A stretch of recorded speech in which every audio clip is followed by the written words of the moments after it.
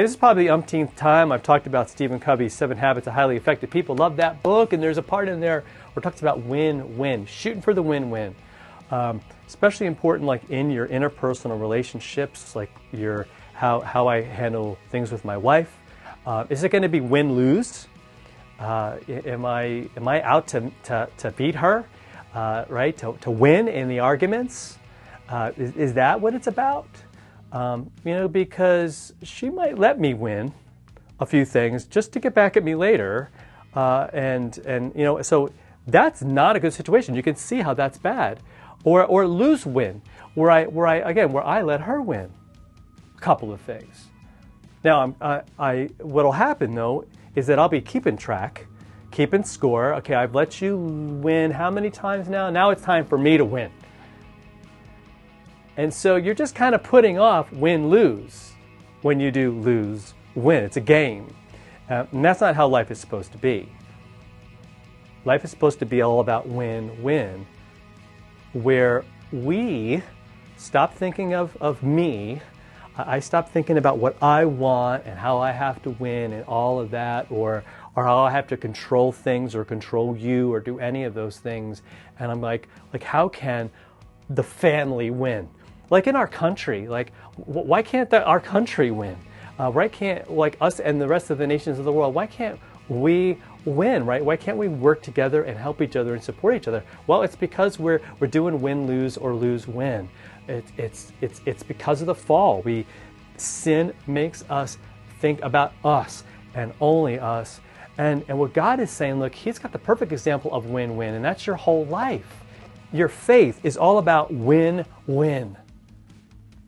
Paul, in Romans chapter 14, verse 8, he says this, and I love this passage, Romans 14:8. For if we live to the Lord, and if we die to the Lord. So then, whether we live or whether we die, we are the Lord's. So it's win-win. So if we live to the Lord.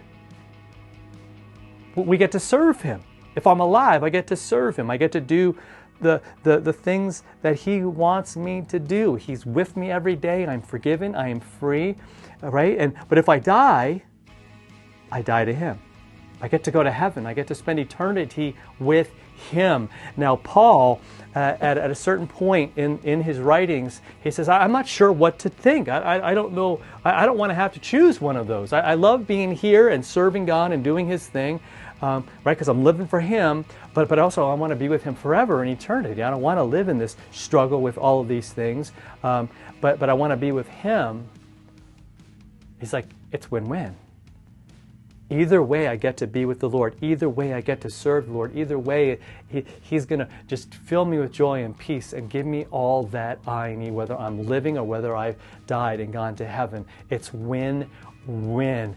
And with that in our minds, man, what we can't do, the change we can make, the change that God has already made in our lives. No matter what, He's got you. No matter what, He loves you. That's the point. So we got nothing to prove. There's nothing to dominate. Right? Our lives aren't about crushing others. It's not about winning. We've already won. Christ won the victory for us over death, over the grave, over everything that would separate us from Him. What more do we need? And the answer is nothing. Everything else is gravy.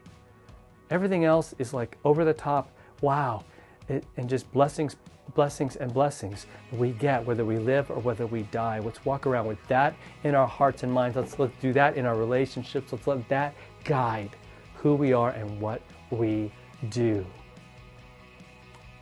And just see these amazing things happen, all right? So, I'm Pastor Fred. This is the Follow Through.